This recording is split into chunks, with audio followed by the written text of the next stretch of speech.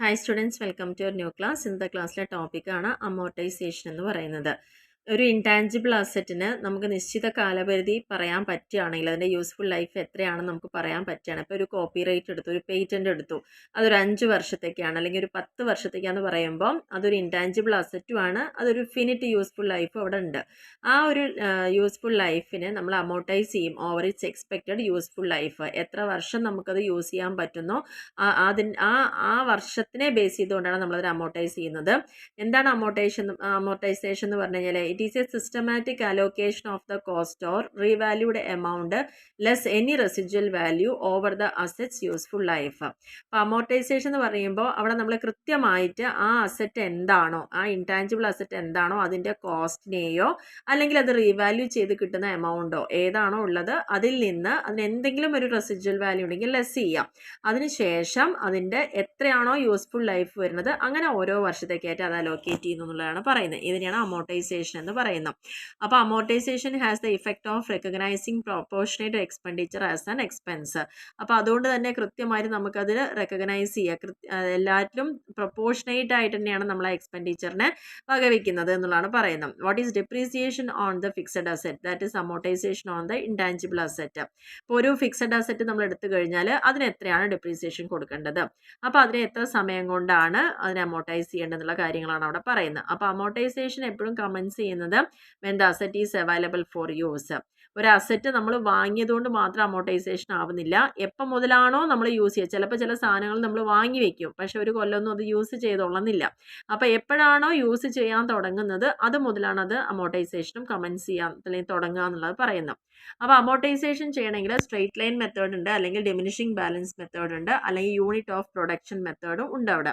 Method selected is based on likely consumption. ഇനി ഇതിൽ ഈ 3 മെത്തേഡിൽ ഏത് മെത്തേഡ് വേണം എന്നുള്ളത് നമ്മൾ സെലക്ട് ചെയ്യുന്നത് അതിൽ നിന്ന് കിട്ടുന്ന ആ ബെനിഫിറ്റിനെയൊക്കെ ബേസ് ചെയ്തിട്ടും, അതേപോലെ consistently applied from period to period. നമ്മൾ ഒരിക്കലും ഫിക്സ് ചെയ്ത് കഴിഞ്ഞാൽ എല്ലാ വർഷവും തുടർച്ചയായിട്ട് അത് നമ്മൾ അപ്ലൈ ചെയ്തുകൊണ്ടേ ഇരിക്കണം. അപ്പോൾ ജനറലി എപ്പോഴും എല്ലാവരും അഡോപ്റ്റ് ചെയ്യുന്ന മെത്തേഡ് സ്ട്രെയിറ്റ് ലൈൻ മെത്തേഡാണ്. കുറച്ചും കൂടിയിട്ട് നമ്മൾ ഇൻടാഞ്ചിബിൾ അസറ്റിന് ഡിപ്രീസിയേറ്റ് ചെയ്യാനോ അല്ലെങ്കിൽ അമോർട്ടൈസ് ചെയ്യാനോ ഒക്കെ യൂസ് ചെയ്യാറുള്ളത്. അപ്പോൾ ജസ്റ്റ് നമുക്ക് ഈ ഒരു എക്സാമ്പിൾ നോക്കാം. A limited has purchased an exclusive right to generate hydro electric power of 50 years at a cost of ₹75 crore. Cost of these powers are much lower than those from alternative sources. It is expected that there will be sufficient demand for at least 50 years. What is the annual amount of amortisation gives journal entry എന്നാണ് പറയുന്നത്. അപ്പോൾ ഇവിടെ നമ്മൾ A limited ഒരു hydro electric power purchase ചെയ്യണം, അതിന് 50 വർഷം വരെ യൂസ് ചെയ്യുക എന്നുള്ളതാണ് അവരുടെ ഒരു അസംഷൻ ഉള്ളത്. അതിൽ 75 കോടിയാണ് അതിൻ്റെ ചിലവെന്ന് പറയുന്നത്. അപ്പോൾ മറ്റുള്ള സോഴ്സ് യൂസ് നോക്കുമ്പം അതിനേക്കാൾ കുറഞ്ഞിട്ടാണ് നമുക്ക് ഈ ഒരു വിലയ്ക്ക് നമുക്കിവിടെ കിട്ടുന്നത്. അപ്പോൾ അതിന് എക്സ്പെക്ട് ചെയ്യുന്നത് എന്താണെന്ന് വെച്ച് കഴിഞ്ഞാൽ ഒരു 50 വർഷം വരേക്കും നമുക്കിത് മതിയാവും, അല്ലെങ്കിൽ ഇത്രയാണ് അതിനൊരു ഡിമാൻഡ് ഉണ്ടാവുന്നത്. അങ്ങനെയാണെങ്കിൽ അതിൻ്റെ ആനുവൽ എമൗണ്ട് ഓഫ് അമോർട്ടൈസേഷൻ എത്രയാണെന്ന് പറയുന്നുണ്ട്. അപ്പോൾ കമ്പനി കൃത്യമായിട്ട് 50 വർഷമാണ് അവർ തീരുമാനിക്കുന്നത്. അത് കൊടുക്കുന്ന എമൗണ്ട് 75 കോടിയാണ്. അപ്പോൾ 75/50 എന്ന് പറയുമ്പം ഒരു വർഷത്തേക്ക് വരുന്നത് 1.5 കോടി എന്നുള്ള കണക്കിലാണ്. അപ്പോൾ ജേണൽ എൻട്രി വരുമ്പം amortisation account debtor to accumulated amortisation. അപ്പോൾ ആദ്യത്തെ 1.5 കോടി എന്നുള്ളത് അമോർട്ടൈസേഷനായിട്ട് ഇൻകം സ്റ്റേറ്റ്മെൻറ്റിൽ കാണിക്കുന്നു, മറ്റേ 1.5 കോടി ബാലൻസ് ഷീറ്റിലും കാണിക്കുന്നു. ഇങ്ങനെയാണ് അമോർട്ടൈസേഷൻ കാണിക്കുന്നത്. അതായത് എൻ്റെ യൂസ്ഫുൾ ലൈഫ് എത്രയാണോ അതുകൊണ്ട് ഡിവൈഡ് ചെയ്യാം. അപ്പോൾ നമുക്ക് എത്ര വർഷമാണോ വരുന്നത് വെച്ചാൽ ഓരോ വർഷത്തേക്ക് കൃത്യമായിട്ട് പ്രൊപ്പോർഷനേറ്റ് ആയിട്ട് തന്നെ അതിനെ ഡിവൈഡ് ചെയ്തിട്ട് കാണിക്കാൻ പറ്റുന്നു എന്നുള്ളതാണ് എൻ്റെ പ്രത്യേകത എന്ന് പറഞ്ഞിരിക്കുന്നത്. ഇനി നെക്സ്റ്റ് പോയിന്റിൽ intangible asset with indefinite useful life. മറ്റേത് നമ്മൾ നേരത്തെ പറഞ്ഞത് അതിന് കൃത്യമായിട്ട് ടൈം പീരീഡ് പറയും. ചിലപ്പോൾ അത് കൃത്യമായിട്ട് ടൈം പീരീഡ് പറയാൻ പറ്റാത്ത കേസിൽ എങ്ങനെയാണെന്നുള്ളതാണ് പറയുന്നത്. അത് ഒരിക്കലും എന്ത് ചെയ്യില്ല, അമോർട്ടൈസ് ചെയ്യില്ല. കൃത്യമായിട്ട് പറയാൻ പറ്റാത്ത അല്ലെങ്കിൽ ഇൻഡെഫിനിറ്റ് ആണ് അതിൻ്റെ യൂസ്ഫുൾ ലൈഫ് എങ്കിൽ അവിടെ നമ്മൾ എന്ത് ചെയ്യില്ല, അമോർട്ടൈസേഷൻ ഇല്ല എന്നുള്ളതാണ് പറയുന്നത്. And intangible asset with indefinite useful life should be reviewed each year to determine whether it is still appropriate to assess its useful life as indefinite. അവിടെ നമ്മൾ എല്ലാ വർഷവും കൃത്യമായിട്ട് ഡിറ്റർമിൻ ചെയ്യും അതിനെന്താണ് വാല്യൂ വരുന്നത് എന്നുള്ളത് നമ്മൾ ഡിറ്റർമിൻ ചെയ്യുന്നല്ലാതെ അത് ഇൻഡെഫിനിറ്റ് ആയതുകൊണ്ട് അതിന് വേണ്ടിയിട്ട് അപ്ലൈ ചെയ്യുന്നില്ല. Re assessing the useful life of intangible asset as finite rather than indefinite is an indicator that an asset may be impaired. എന്തിനാണ് നമ്മൾ അസസ് ചെയ്യുന്നത് വെച്ചാൽ ഓരോ വർഷം കഴിയും തോറും അത് നമുക്ക് ഉപയോഗിക്കാൻ പറ്റുന്ന കണ്ടീഷനിലാണോ അല്ലേ എന്ന് അറിയാൻ വേണ്ടി മാത്രമാണ് അസസ് ചെയ്യുന്നത്. Then it is necessary to test the asset for impairment by comparing its recoverable amount with its carrying amount. എന്നിട്ട് നമ്മൾ ഓരോ വർഷവും അസസ് ചെയ്യുന്ന സമയത്ത് നമുക്ക് അതിന് എന്തെങ്കിലും പ്രോബ്ലംസ് ഒക്കെ ഉണ്ടെങ്കിൽ അതൊക്കെ നോക്കിയിട്ട് അതിനെ റിക്കവർ ചെയ്യാൻ പറ്റുന്ന അതിൻ്റെ എമൗണ്ടും അത് ഇപ്പോൾ ക്യാരി ചെയ്യുന്ന എമൗണ്ടും തമ്മിലുള്ള കാര്യങ്ങളൊക്കെ ഒന്ന് കമ്പയർ ചെയ്യും. Then any excess of the carrying amount over the recoverable amount should be recorded as an impairment loss. ഇനി നമ്മളത് കമ്പയർ ചെയ്യുമ്പോൾ ക്യാരിയിങ് എമൗണ്ട് ആണ് കൂടി നിൽക്കുന്നതെങ്കിൽ, റിക്കവറബിൾ എമൗണ്ടിനെക്കാട്ടിലും കൂടി ക്യാരിയിങ് എമൗണ്ടാണ് നിൽക്കുന്നതെങ്കിൽ അതിനെ ഇമ്പയർമെൻറ്റ് ലോസ് ആക്കിയിട്ട് റെക്കോർഡ് ചെയ്യുന്നു എന്നുള്ളതാണ് പറയുന്നത്. അപ്പോൾ എന്താണ് അമോർട്ടൈസേഷൻ? അതിന് ഡെഫിനിറ്റ് ലൈഫ് ഉള്ളപ്പോൾ നമ്മൾ എങ്ങനെ കാൽക്കുലേറ്റ് ചെയ്യുന്നു, അതിൻ്റെ ലൈഫ് ഇൻഡെഫിനിറ്റ് ആണെങ്കിൽ എങ്ങനെയാണെന്നുള്ളത് പറയുന്നു. ഇനി നെക്സ്റ്റ് ടോപ്പിക്കാണ് റെസിജ്വൽ വാല്യൂ. എന്തിനാണ് റെസിജ്വൽ വാല്യൂ എന്ന് പറയുന്നത്? The depreciable amount of asset is determined after deducting its residual value. എപ്പോഴും ഡിപ്രീസിയബിൾ എമൗണ്ട് ഒരു അസറ്റിന് നമ്മൾ ഡിറ്റർമിൻ ചെയ്യുന്നത് അതിൻ്റെ റെസിജ്വൽ വാല്യൂം കൂടിയിട്ട് കുറച്ചതിന് ശേഷമുള്ള കാര്യമാണ് നമ്മൾ എടുക്കുന്നത്. Any residual value implies that an enterprise expects to dispose of the intangible asset before the end of its economic life. അതായത് ഒരു ഇൻടാഞ്ചിബിൾ അസറ്റ് നമ്മൾ പറഞ്ഞു ഡെഫിനറ്റ് ആയിട്ടുള്ളൊരു ലൈഫ് പറയുന്നുണ്ട്. ആ പറയുന്ന കാലയളവിൻ്റെ ഉള്ളിൽ തന്നെ നമ്മൾ ചിലപ്പോൾ അസറ്റ് അത് ഡിസ്പോസ് ചെയ്യാനുള്ള സാധ്യത ഉണ്ട്, അതിനെ വിൽക്കുകയൊക്കെ ചെയ്യാം. അങ്ങനെ വരുമ്പോൾ നമ്മൾ എക്സ്പെക്റ്റ് ചെയ്യുന്ന അതിൻ്റെ ഒരു വാല്യൂ ഉണ്ട്, അതിനെയാണ് എന്ത് പേരിൽ അറിയപ്പെടുന്നത്? റെസിജ്വൽ വാല്യൂ എന്ന് അറിയപ്പെടുന്നത്. So residual value of an intangible asset എങ്ങനെ അസ്യൂം ചെയ്യുന്നത്? ടു ബി സീറോ അൺലെസ്, അതല്ലെങ്കിൽ there is a commitment by a third party to purchase the asset at the end of its useful life. ഒരു useful life complete ആവുന്നതോട് കൂടിയിട്ട് ഒരു third പാർട്ടിയായിട്ട് നമ്മൾ commitment ഏറ്റെടുക്കണം, asset purchase ചെയ്യാൻ അവർ ready ആണെങ്കിൽ അവിടെ എന്താണ്? റെസിജ്വൽ വാല്യൂ സീറോ ആയിരിക്കും. ഇനി രണ്ടാമത്തെ കേസിൽ there is an active market for the asset. ഇപ്പോഴും അത് നമ്മൾ വിൽക്കാൻ തയ്യാറാണെങ്കിൽ, വാങ്ങാൻ അത്രയും ആക്റ്റീവാണ് മാർക്കറ്റിൽ ആ അസറ്റ് എങ്കിൽ, residual value can be determined with reference to the market. ഈ മാർക്കറ്റ് ഒരു കമ്പയർ ചെയ്യുമ്പോൾ അതിനൊരു വാല്യൂ ഉണ്ടെങ്കിൽ it is probable that such a market will exist at the end of the asset's useful life. ഇനി ആ അസറ്റിൻ്റെ useful life എപ്പോഴാണോ കഴിയുന്നത് അതുവരേക്കും അതിനുവേണ്ടി ഒരു മാർക്കറ്റ് അവിടെ നിലനിൽക്കുന്നുണ്ടെങ്കിൽ, hence residual value of intangible asset is usually assumed to be zero. ഒരു ഇൻടാഞ്ചിബിൾ അസറ്റിനെ സംബന്ധിച്ചോളം അതിൻ്റെ റെസിജ്വൽ വാല്യൂ എന്ന് പറയുന്നത് സീറോ ആണ് എന്നുള്ളതാണ് പറയുന്നത്. എക്സാമ്പിൾ ഇവിടെ നോക്കാം. A limited's policy is to keep the copyright for 5 years. A ലിമിറ്റഡിന് ഒരു പോളിസി ഉണ്ട്, ഇവരുടെ കോപ്പിറൈറ്റ് 5 വർഷം വരെയാണ് അവർ യൂസ് ചെയ്യാൻ തീരുമാനിച്ചിരിക്കുന്നത്. It has just purchased a new copyright for 1 lakh. 1 ലക്ഷം രൂപ കൊടുത്തിട്ടാണ് ഈ കോപ്പിറൈറ്റ് അവർ വാങ്ങിയിരിക്കുന്നത്. ഇന്ന് അതിൻ്റെ മാർക്കറ്റ് പ്രൈസിൽ less selling cost of A similar copyright that 5 years old is ₹25,000. അപ്പോൾ 5 വർഷം കഴിഞ്ഞപ്പം അതിൻ്റെ വാല്യൂ ഇപ്പോൾ എത്ര? 25,000 രൂപയായിട്ട് കുറഞ്ഞിട്ടുണ്ട്. Find out the amount to be amortized and also show the accounting treatment. അപ്പോൾ എത്രയാണ് അമോർട്ടൈസ് ചെയ്തിരിക്കുന്നത് എന്നുള്ളത് കാണിക്കാനാണ് പറഞ്ഞിരിക്കുന്നത്. അപ്പോൾ അതിൻ്റെ എസ്റ്റിമേറ്റ് ആയിട്ടുള്ള വാല്യൂ ഇപ്പം നമ്മൾ കൊടുക്കുകയാണെങ്കിൽ മാർക്കറ്റ് എത്ര വാല്യൂ ഉള്ളൂ? 25,000 വാല്യൂ ഉള്ളൂ. അപ്പോൾ അമോർട്ടൈസേഷൻ്റെ എമൗണ്ട് കാണുന്നുണ്ടെങ്കിൽ 1 lakh ആണ് നമ്മൾ പർച്ചേസ് ചെയ്ത വാല്യൂ. അതിൽ നിന്ന് ഇപ്പോഴത്തെ വാല്യൂ കുറയ്ക്കുക. 1 ലക്ഷത്തിൽ നിന്ന് 25,000 മൈനസ് ചെയ്യുമ്പോൾ നമുക്ക് കിട്ടുന്ന 75,000 ആണ് ആകെ കിട്ടുന്ന തുക. അതിനെ നമ്മൾ 5 വർഷം കൊണ്ട് ഡിവൈഡ് ചെയ്യാം. 75,000/5. അപ്പോൾ ഓരോ വർഷത്തേക്കും നമുക്ക് എത്ര അമോർട്ടൈസേഷൻ വരുന്നത്? 15,000 ആണ് വരുന്നത്. ഈ 15,000 നമ്മൾ നേരത്തെ കാണിച്ച അതേ ജേണൽ എൻട്രി തന്നെ ഇൻകം സ്റ്റേറ്റ്മെന്റിലേക്ക് 15,000, ബാലൻസ് ഷീറ്റിലേക്ക് 15,000. അപ്പോൾ amortisation debtor to accumulated amortisation. At the end of the 5th year the company will sell the copyright. അതായത് 5 വർഷം കഴിഞ്ഞ് അത് സെല്ല് ചെയ്യുന്നു പറയുന്നുണ്ടല്ലോ. അപ്പോൾ അവർ സെല്ല് ചെയ്യുമ്പോൾ അവർക്ക് എന്താണ് ക്യാഷായി കിട്ടുന്നത്? 25,000 ആണ് ക്യാഷായി കിട്ടുന്നത്. അപ്പോൾ ക്യാഷ് അക്കൗണ്ട് ഡെറ്റർ 25,000. ഇനി അക്യൂമുലേറ്റ് ചെയ്തിരിക്കുന്ന അതിൻ്റെ അമോർട്ടൈസേഷൻ എത്രയാണ്? 75,000 ആണ് വരുന്നത്. അപ്പോൾ ആ 75,000 കാണിച്ചിട്ട് ടോട്ടൽ ഇൻടാഞ്ചിബിൾ അസറ്റ് എത്ര രൂപയുടെയായിരുന്നു? 1 lakhൻ്റെയാണ് നമ്മളിവിടെ കാണിക്കുന്നത്. അപ്പോൾ ഈ ഒരു ക്വസ്റ്റ്യനിലൂടെ അത് ക്ലിയർ ആയിട്ടുണ്ടാവും എന്ന് വിചാരിക്കുന്നു. കാരണം 1 ലക്ഷം രൂപ കൊടുത്ത് വാങ്ങിയ കോപ്പി റൈറ്റിന് നമുക്ക് ലാസ്റ്റ് വിൽക്കുമ്പോൾ കിട്ടുന്ന 25,000, അതുവരെ ഉള്ളത് 75,000 രൂപയുടെ വാല്യൂ ആണ് അത് കാണിക്കുന്നത് എന്നുള്ളതാണ് പറയുന്നത്. അപ്പോൾ ഈ ഒരു ഇതിൽ തന്നെ അമോർട്ടൈസേഷൻ്റെ ട്രീറ്റ്മെൻറ്റ് അല്ലെങ്കിൽ റെസിജ്വൽ വാല്യൂവിൽ ബന്ധപ്പെട്ട് വരുന്ന കാര്യങ്ങൾ ക്ലിയർ ആയെന്ന് വിചാരിക്കുന്നു. ഇനി നെക്സ്റ്റ് പറയുന്നത് ഇൻറ്റേർണലി ജനറേറ്റഡ് ഗുഡ് വില്ല്. എന്താണ് ഇന്റേണലി ജനറേറ്റഡ് ഗുഡ് വിൽ എന്ന് പറഞ്ഞാൽ? Cost may be incurred to generate future benefit. നമുക്ക് എന്ത് ചിലവ് നമ്മുടെ കമ്പനിയിൽ വന്നാലും ആ ചിലവ് ഉണ്ടാവുന്നത് ഭാവിയിൽ നമുക്കൊരു ബെനിഫിറ്റ് ഉണ്ടാക്കാൻ വേണ്ടിയാണ് എന്നുള്ളതാണ് പറയുന്നത്. But these do not result in an asset that meets recognition criteria. Such expenditure may be described as internally generated goodwill. പക്ഷേ ഇതൊരിക്കലും എന്ത് ചെയ്യുന്നില്ല, ഒരു അസറ്റ് ആ റെക്കഗ്നീഷൻ ക്രൈറ്റീരിയ അസറ്റ് മീറ്റ് ചെയ്യുന്നില്ല എന്നുള്ളതാണ് പറയുന്നത്. അപ്പോൾ അത്തരത്തിൽ വരുന്ന എക്സ്പെൻഡിച്ചറിനെയാണ് എന്ത് പറയുന്നത്? ഇന്റേണലി ജനറേറ്റഡ് ഗുഡ് വിൽ എന്ന് പറയുന്നത്.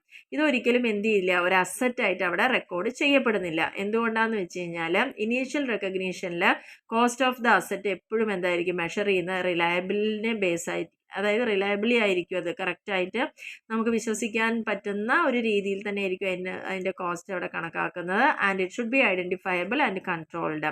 അപ്പോൾ അതിൻ്റെ ആ കോസ്റ്റ് റെക്കഗ്നൈസ് ചെയ്യുമ്പോൾ തന്നെ റിലയബിൾ ആവും, കൺട്രോൾഡ് ആവും, ഐഡൻറ്റിഫയബിൾ ആവും. And internally generated good will is A subjective. ആ ഒരു ഗുഡ് വിൽ എന്ന് പറയുന്നത് സബ്ജക്റ്റീവാണ്. അത് പേഴ്സൺ ടു പേഴ്സൺ എന്തായിരിക്കും, ഡിഫറെൻ്റ് ആയിരിക്കും. ഇപ്പം ഞാൻ കാണുന്ന വില ആവില്ല വേറൊരാൾ കാണുന്നുണ്ടാവാം. അതുകൊണ്ട് തന്നെ അത് കറക്റ്റായിട്ട് മെഷർ ചെയ്യാനും നമുക്ക് സാധ്യമല്ല. Good will appears in the balance sheet of an entity only when it recognizes goodwill in a business combination. എപ്പോഴും നമ്മുടെ ബാലൻസ് ഷീറ്റിൽ ഗുഡ് വില്ല് എന്ന് കാണിക്കണം എന്നുണ്ടെങ്കിൽ അവിടെ അത് റെക്കഗ്നൈസ് ചെയ്യപ്പെടണം എന്നുള്ളതാണ് പറയുന്നത്. അപ്പോൾ ഇന്റേണലി ജനറേറ്റഡ് ആയിട്ടുള്ള ഗുഡ് വിൽ എന്താണെന്നുള്ള ഇവിടെ പറഞ്ഞിട്ടുണ്ട്. ഇനി അത് ഇൻടാഞ്ചിബിൾ അസറ്റിൻ്റെ കേസിൽ എങ്ങനെയാണുള്ളത്? It may be difficult to know whether ആ internally generated asset qualifies for recognition. അതായത് ഇങ്ങനെ നമുക്ക് ജനറേറ്റ് ചെയ്ത് കിട്ടുന്ന ആ അസറ്റിനെ റെക്കഗ്നൈസ് ചെയ്യാൻ പറ്റുമോ ഇല്ലതാണ്. This is because is often difficult to. എന്തുകൊണ്ടാണ്? Whether when there is identifiable asset that will generate future benefit. അതായത് ആ ഒരു ഇൻറ്റേർണലായിട്ട് ഉണ്ടാക്കുന്ന ഇൻടാഞ്ചിബിൾ അസറ്റിനെ നമുക്ക് ഒരിക്കലും എപ്പോൾ എങ്ങനെ എവിടെ വെച്ചിട്ടാണ് അത് ജനറേറ്റ് ചെയ്യുന്ന ഫ്യൂച്ചർ ബെനിഫിറ്റ് എന്ന് പറയാൻ പറ്റിക്കൊള്ളുന്നില്ല. And cost of the asset determine ചെയ്യുക ടഫാണ്. പിന്നെ അതേപോലെ തന്നെ അതിൻ്റെ ക്രൈറ്റീരിയ അത് മീറ്റ് ചെയ്യുന്നുണ്ടോ എന്നുള്ളത് അറിയുന്നില്ല എന്നുള്ളതാണ് പറയുന്നത്. Splits the generation of assets into. ഇനി അതിനെ ഡിവൈഡ് ചെയ്യുന്നത് എങ്ങനെയാണെന്ന് വെച്ചാൽ, ഒന്ന് റിസർച്ച് ഫേസ് ആയിട്ട്, രണ്ട് അത് ഡെവലപ്പ് ചെയ്യുന്ന ഫേസ് ആയിട്ട്. ഇനി അത് കൃത്യമായിട്ട് ഡിസ്റ്റിങ്ക്വിഷ് ചെയ്യാൻ പറ്റുന്നില്ല അതിൻ്റെ റിസർച്ച് ഫേസും ഡെവലപ്മെൻറ്റ് ഫേസും എങ്കിൽ expenditure on that project may be treated as incurred in the research phase only. ആ രണ്ട് ഫേസിൽ നിന്നും അത് കൃത്യമായിട്ട് വേർതിരിച്ചെടുക്കാൻ സാധിക്കുന്നില്ലെങ്കിൽ അതിനെ നമ്മൾ റിസർച്ച് ഫേസ് ആയിട്ടാണ് കൺസിഡർ ചെയ്യുന്നത്. അപ്പോൾ എന്താണ് ഈ റിസർച്ച് ഫേസ് എന്ന് പറഞ്ഞു കഴിഞ്ഞാൽ? ഒരു പ്രൊജക്റ്റിലെ റിസർച്ച് ഫേസ് എന്ന് പറഞ്ഞു കഴിഞ്ഞാൽ അതിൻ്റെ എക്സ്പെൻഡിച്ചർ എപ്പോഴും റെക്കോർഡ് ചെയ്യുന്നത് എക്സ്പെൻസ് ആയിട്ടായിരിക്കും അത് ഇൻകർ ചെയ്യുന്ന സമയത്ത് കാണിക്കുക. എത്രയാണോ കോസ്റ്റ് വന്നിരിക്കുന്നത് ആ സമയത്ത് അത് ഇൻകർ ആയിട്ടുണ്ടെങ്കിൽ, അതായത് നമുക്കത് റിസൾട്ട് ചെയ്തിട്ടുണ്ടെങ്കിൽ, നമ്മളത് വഹിച്ചിട്ടുണ്ടെങ്കിൽ, ആ ചിലവ് വഹിച്ചിട്ടുണ്ടെങ്കിൽ അതിനെ എക്സ്പെൻസ് ആയിട്ട് ട്രീറ്റ് ചെയ്യും. This is because no intangible asset is created in this phase. അതിൻ്റെ അർത്ഥം എന്താണെന്ന് വെച്ച് കഴിഞ്ഞാൽ റിസർച്ച് ഫേസിൽ ഒരിക്കലും ഒരു ഇൻടാഞ്ചിബിൾ അസറ്റ് അവിടെ ഉണ്ടാക്കപ്പെടുന്നില്ല എന്നുള്ളതാണ് പറയുന്നത്. കാരണം ഇവിടെ activities to obtain new knowledge, പുതിയ ഒരു അറിവ് കിട്ടുന്നതിന് വേണ്ടി നമ്മൾ കണ്ടക്ട് ചെയ്യുന്ന ആക്ടിവിറ്റി. അതേപോലെ search for application of research findings or other knowledge, മറ്റുള്ള നോളജ് കിട്ടാനോ റിസർച്ച് ഫൈൻഡിങ്സ് ഒക്കെ കിട്ടാൻ വേണ്ടിയിട്ടൊക്കെ നമ്മൾ ആപ്ലിക്കേഷൻ സെർച്ച് ചെയ്യാം. അതേപോലെ search for product or process alternatives പ്രോസസ്സോ പ്രൊഡക്റ്റിൻ്റെ ഒക്കെ ഒരു ഓൾട്ടർനേറ്റീവ്സ് സെർച്ച് ചെയ്യാം. Formulation and design of possible new or improved product or process alternatives, അല്ലെങ്കിൽ പുതിയതായിട്ടൊരു പ്രൊഡക്റ്റ് അല്ലെങ്കിൽ ഇംപ്രൂവ് ചെയ്തുകൊണ്ട് ഡിസൈനോ ഫോർമുലേറ്റ് ചെയ്യുക. ഇതിലൊന്നും എന്ത് വരുന്നില്ല, അതൊക്കെ എല്ലാം റിസർച്ച് ഫേസിലാണ് വരുന്നത്. ഇവിടെ ഒരിക്കലും അതിൻ്റെ ക്രൈറ്റീരിയ റെക്കഗ്നൈസ് ചെയ്യുന്നില്ല എന്നുള്ളതാണ് പറയുന്നത്. എന്തുകൊണ്ടാണെന്ന് വെച്ച് കഴിഞ്ഞാൽ ഈ ഒരു സ്റ്റേജിൽ അതിലൊരിക്കലും ഫ്യൂച്ചർ എക്കണോമിക് ബെനിഫിറ്റ് ഉണ്ടാവും എന്നുള്ളത് നമുക്ക് ഒരിക്കലും ഉറപ്പ് പറയാൻ സാധ്യമല്ല. There is too much uncertainty, ഒത്തിരി അൺസർട്ടനിറ്റി ഇവിടെ ഉണ്ട്. നമുക്ക് ഒരു കാര്യം നടക്കുന്നോ അല്ലെങ്കിൽ അങ്ങനെയൊന്നും പറയാൻ പറ്റാത്തൊരു സ്റ്റേജ് ആണെന്നുള്ളതാണ് പറയുന്നത്. സോ റിസർച്ച് കോസ്റ്റ് എപ്പോഴും നമ്മൾ എന്താ ചെയ്യുക, ഒരു എക്സ്പെൻസ് ആയിട്ട് അവിടെ റൈറ്റ് ഓഫ് ചെയ്ത് കാണിക്കുകയാണ് ചെയ്യുന്നത്. അത് എപ്പോഴാണോ ഇൻകർ ചെയ്യുന്നത് ആ സമയത്ത് ഒരു കോസ്റ്റ് ആയിട്ടാണ് അവിടെ കാണിക്കുന്നത് എന്നുള്ളതാണ് പറയുന്നത്. രണ്ടാമത്തെ സ്റ്റേജ് എന്ന് പറയുന്നത് ഡെവലപ്മെൻറ്റ് ഫേസ് ആണ്. അപ്പോൾ എക്സ്പെൻഡിച്ചർ ആ ഒരു സമയത്ത് എന്താണോ നമ്മൾക്ക് മീറ്റ് ചെയ്യേണ്ടി വരുന്നത് അതിനെയാണ് ഡെവലപ്മെൻറ്റ് കോസ്റ്റ് എന്ന് പറയുന്നത്. ഇതൊരു ഇൻടാഞ്ചിബിൾ അസറ്റായിട്ട് റെക്കഗ്നൈസ് ചെയ്യണം എന്നുണ്ടെങ്കിൽ ആ എൻ്റർപ്രൈസ് താഴെ പറയുന്ന കുറച്ച് കണ്ടീഷൻസ് എല്ലാം സാറ്റിസ്ഫൈ ചെയ്യണം. അപ്പോൾ എന്തൊക്കെയാണ് കണ്ടീഷൻ പറയുന്നത്? അതിൻ്റെ ടെക്നിക്കൽ ഫീസിബിലിറ്റി ആ ഒരു അസറ്റിൻ്റെ കംപ്ലീറ്റ് ചെയ്തിട്ടുണ്ടായിരിക്കണം. അതേപോലെ തന്നെ അതിൻ്റെ ഇൻറ്റൻഷൻ, ആ ഒരു അസറ്റ് അതിൻ്റെ യൂസ്ഫുൾ കറക്റ്റായിട്ട് അത് യൂസ് ഓർ സെല്ലാണോ എന്നുള്ളത് കൃത്യമായിട്ട് അവിടെ ഇൻറ്റൻഷൻ പറഞ്ഞിട്ടുണ്ടായിരിക്കണം. അത് ആ asset ability to use or sell the അസറ്റിന് നമുക്ക് യൂസ് ചെയ്യാനോ സെല് ചെയ്യാനുള്ള എബിലിറ്റി ഉണ്ടോ എന്നുള്ളത് നോക്കുക. പ്രോബബിൾ ഫ്യൂച്ചർ എക്കണോമിക് ബെനിഫിറ്റ് എന്താ കിട്ടുക എന്നുള്ളത് നോക്കണം. Resource available to complete the development and use, ആ ഒരു അസറ്റ് യൂസ് ചെയ്യാനോ സെല് ചെയ്യാനുള്ള റിസോഴ്സുകളെല്ലാം നമുക്ക് കംപ്ലീറ്റ് ആയിട്ട് ഡെവലപ്പ് ചെയ്യാൻ പറ്റിയിട്ടുണ്ടോ, ആ സ്റ്റേജിൽ കിട്ടിയിട്ടുണ്ടോ നോക്കണം.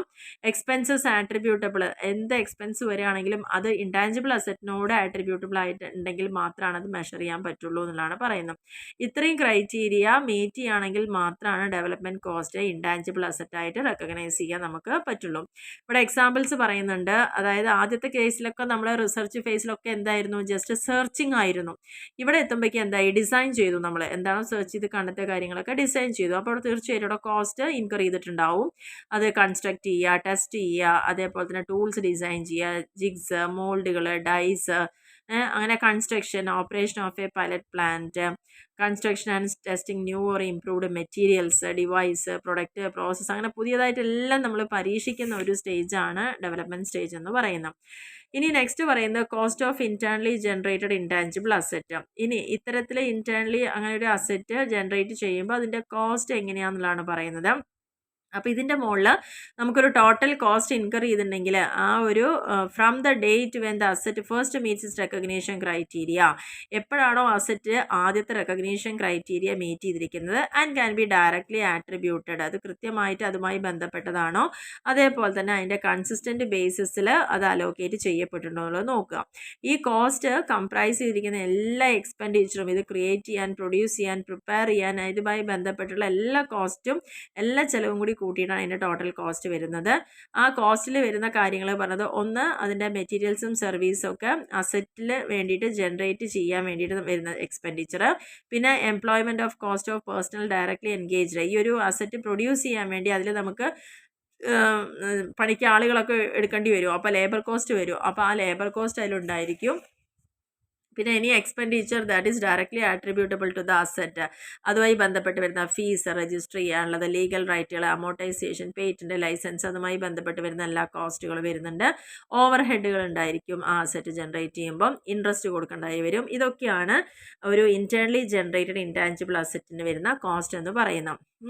ഇനി അതിൽ പെടാത്തത്, അതിൽ ഉൾപ്പെടാത്ത കാര്യങ്ങൾ പറഞ്ഞാൽ selling, administration, other general overhead expenditure ഒക്കെ ഉണ്ടെങ്കിൽ അതൊരിക്കലും ഈ ഒരു അസറ്റുമായിട്ട് ബന്ധപ്പെട്ട് കാണിക്കാൻ പറ്റില്ല. Clearly identified inefficiencies and initial operating ലോസുകൾ, കൃത്യമായിട്ട് പറഞ്ഞിരിക്കുന്ന ഇനീഷ്യൽ ഓപ്പറേറ്റിംഗ് കോസ്റ്റുകൾ incurred before an asset achieved planned performance, അതെന്തിനു വേണ്ടിയിട്ടാണോ നമ്മൾ കൊണ്ടുവന്നിരിക്കുന്നത് ആ ഒരു പെർഫോമൻസ് പ്ലാൻ ചെയ്യുന്നതിന് മുന്നേ തന്നെ അത് ഇൻകർ ചെയ്തിട്ടുണ്ടെങ്കിൽ അത്തരത്തിലുള്ള കാര്യങ്ങളൊന്നും അതിൽ ഉൾപ്പെടുത്താൻ പറ്റില്ല. അതേപോലെ തന്നെ അവിടുത്തെ ആ അസറ്റ് ഓപ്പറേറ്റ് ചെയ്യാൻ വേണ്ടിയിട്ട് സ്റ്റാഫിന് വല്ല ട്രെയിനിങ് ഒക്കെ കൊടുക്കുന്നുണ്ടെങ്കിൽ അതിൻ്റെ എക്സ്പെൻഡിച്ചറും നമുക്കതിൽ ഉൾപ്പെടുത്താൻ പറ്റില്ല. അപ്പോൾ ഈ ഒരു 3 പോയിന്റുകൾ ആ ഒരു ഇൻടാഞ്ചിബിൾ അസറ്റ്, ഇൻറ്റേർണലി ക്രിയേറ്റ് ചെയ്യപ്പെടുന്ന ഇൻടാഞ്ചിബിൾ അസറ്റിൻ്റെ കോസ്റ്റ് കാൽക്കുലേറ്റ് ചെയ്യുമ്പോൾ ഇത്രയും കാര്യങ്ങൾ ഉൾപ്പെടുത്താൻ പറ്റുന്നതല്ല. അപ്പോൾ അതിൻ്റെ ഒരു എക്സാമ്പിൾ ഇവിടെ ജസ്റ്റ് നോക്കാം. At the end of the 2019, the process is recorded as an intangible asset at a cost of rupees 0.5 crore. The cost incurred since 1st November 2019, which date process met the criteria. നമ്മളോട് നേരത്തെ പറഞ്ഞിട്ടുണ്ടല്ലോ, ഒരു asset അത് എന്നാണോ അതിൻ്റെ recognition criteria meet ചെയ്യുന്നത് ആ ഡേറ്റിന് ഇമ്പോർട്ടൻസ് ഉണ്ട്.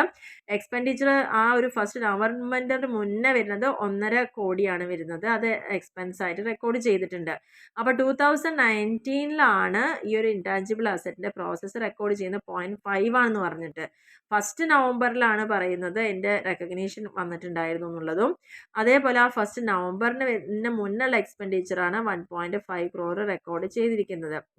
Should not be included in the cost. അപ്പോൾ നമ്മളോട് നേരത്തെ പറഞ്ഞിട്ടുണ്ട് ആ കോസ്റ്റ് അവരിൽ ഉൾപ്പെട്ടിട്ടില്ല, അത് ക്രൈറ്റീരിയ വെർ നോട്ട് മെറ്റിട്ടില്ല. ഇനി അത് കൂടാതെ തന്നെ 1st നവംബർ 2019 വരെ അതിൻ്റെ ക്രൈറ്റീരിയ റെക്കഗ്നൈസ് ചെയ്തിട്ടില്ല എന്നാണ് പറയുന്നത്. അപ്പോൾ അവിടെ ഇൻടാഞ്ചിബിൾ അസറ്റ് എന്ന് പറയുന്നത് 0.5 crore ഉണ്ട്, റിസർച്ച് എക്സ്പെൻഡിച്ചർ എന്ന് പറയുന്നത് 1.5 crore, അങ്ങനെ ടോട്ടൽ 2 കോടിയാണ് ടു ക്യാഷ് എന്ന് പറഞ്ഞിട്ട് അവിടെ കാണിക്കാൻ നമുക്ക് സാധിക്കാം. കാരണം ഇൻടാഞ്ചിബിൾ അസറ്റ് 0.5ൻ്റെ ഉള്ളത്, റിസർച്ച് എക്സ്പെൻഡിച്ചർ വരുന്നതോ അതിന് എത്ര ചിലവാണ് പറഞ്ഞതോ 1.5 കോടിയാണ് ചിലവ് പറഞ്ഞിരിക്കുന്നത്. Should be recorded as expense എന്ന് പറഞ്ഞിട്ട്. അപ്പോൾ ടോട്ടൽ 2 crore ആണ് വരുന്നത്. ഇനി അടുത്തൊരു എക്സാമ്പിൾ ഇവിടെ നോക്കാം. Continuing the above example, during 2018 expenditure incurred 5 crore. ഇവിടെ നവംബർ 2019 പറഞ്ഞത്. 18 അതിന് 5 കോടി രൂപ ചെലവ് വന്നിട്ടുണ്ട്. 18 അവസാനമായപ്പോൾ അതിൻ്റെ ഫെയർ വാല്യൂ 4.5 കോടിയായിട്ട് മാറിയിട്ടുണ്ട്. അപ്പോൾ എങ്ങനെയാണ് ഈ എക്സ്പെൻഡിച്ചറിനെ ട്രീറ്റ് ചെയ്യാന്ന് പറഞ്ഞിട്ടുണ്ട്. അപ്പോൾ total cost of the process അപ്പോൾ ഇവിടെ എത്രയായി? 4.5 അരയും കൂടി 1 ലക്ഷം കൂടി വരുമ്പോൾ എത്രയായി? 5.5 കോടിയായി. അതായത് 0.5 crore റെക്കോർഡ് ചെയ്തിട്ടുണ്ടല്ലോ 2019. ഒപ്പം തന്നെ 5 കോടി 2020ലേക്കും വരുന്നുണ്ട്. അപ്പോൾ അതിൽ അപ്പോൾ ജേണൽ എൻട്രി എന്ന് പറയുന്നത് എന്തായിരിക്കും വരുന്നുണ്ടാവുക? During the 2018 expenditure incurred is 5 crore അത് എൻഡ് ഓഫ് ദ 2018. അപ്പോൾ 19 ആണ് അത് കാണിക്കുന്നത്. അപ്പോൾ 5 crore ആ ഒരു വർഷത്തിൽ വന്നിട്ടുണ്ട്. അപ്പോൾ ജേണൽ എൻട്രി വരുമ്പോൾ ഇൻടാഞ്ചിബിൾ അസറ്റ് 5 കോടിയും ഒപ്പം തന്നെ ക്യാഷ് എന്ന് പറഞ്ഞിട്ട് 5 കോടിയാണ് അവിടെ കാണിച്ചിരിക്കുന്നത്.